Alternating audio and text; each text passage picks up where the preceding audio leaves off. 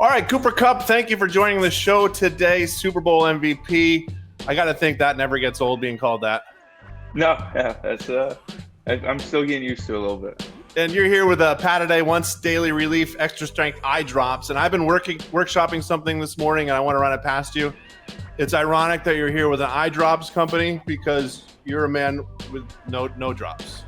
I hate myself, Cooper Kupp. Yeah, that's a good little dad joke line. But yeah, I'm thankful to be here with the partnership with PATADAY's been. If you've ever tried catching football with your eyes swollen shut and itchy, it's a difficult thing to do. So that's been something for me. One time in the morning, 24 hours knocks it out. It's been a huge help for me. So you got any allergies? I do. Yes.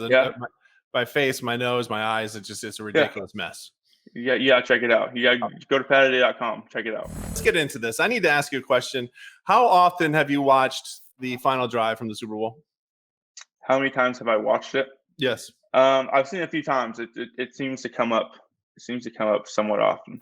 Because if it was me, I would nothing going on. I'd be like, let's fire up YouTube and watch that drive again.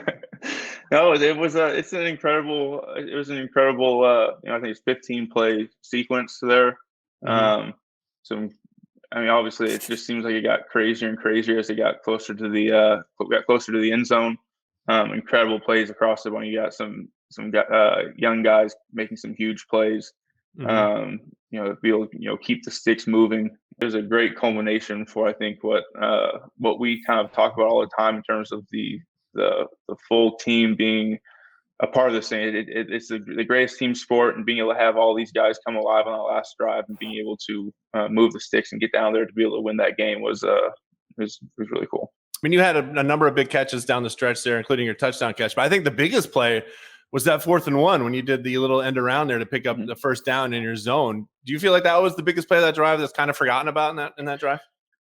Well, it's definitely something that I think in that moment, you turn the ball back. Oh, you don't get that. You turn the ball back over on the, whatever you want to call it, 34-yard line. Is that right? Yeah, from 30. Yeah. So you turn the ball back in the, that close to in Bengals territory. That's going to be a tough situation for us as a team to overcome. It is a play that caused a lot of consternation, as Sean would say, because really?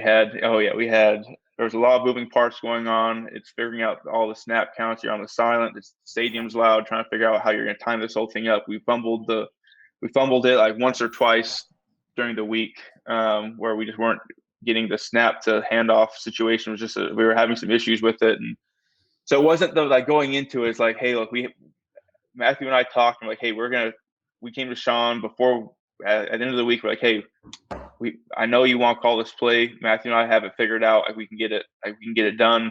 And then we didn't actually even run it again until that moment there, where we ran on that 4th down.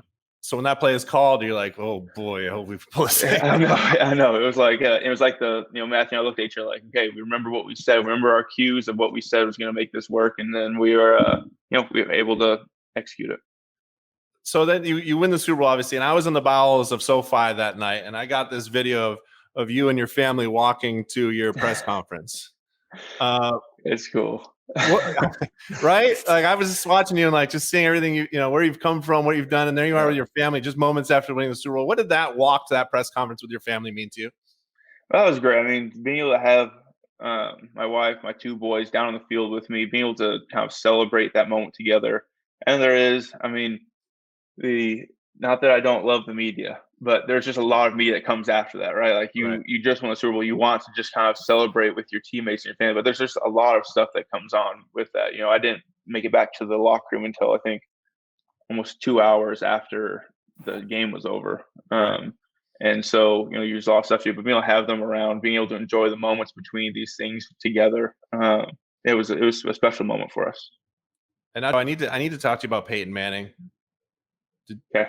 All right. So tell me about this whole ghosting Peyton Manning story. And have you talked to him since then?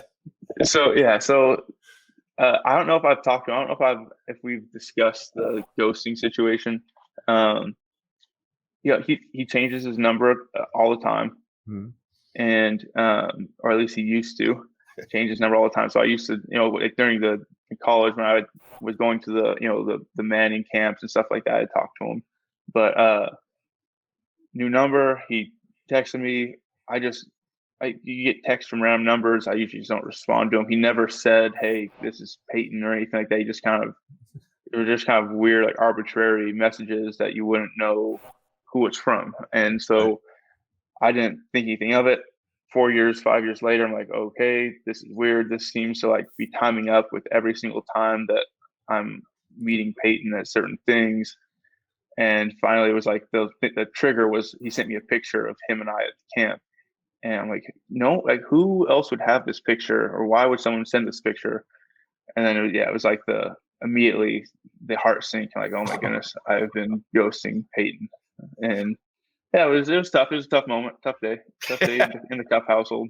Because you get those texts from people, you don't want to write back like, "I'm sorry, who's this?" Because then you kind of look like a exactly. jerk.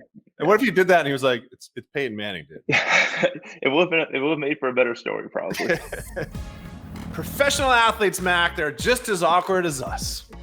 And let's be honest, we've all been ghosted or been the ghoster. So yeah, but Andy, I would never ghost you. You've ghosted me like 9 times. Yeah, okay, so moving on. Up next is my interview with Colts running back NYHEIM HINES. He shares how Matty Ice has taken over Indy. You won't want to miss it, so stay tuned. Hey sports fans, if you want to watch more sports seriously, be sure to check out these clips right here. And make sure you're subscribed to the channel to see all the great content from us here at USA Today Sports.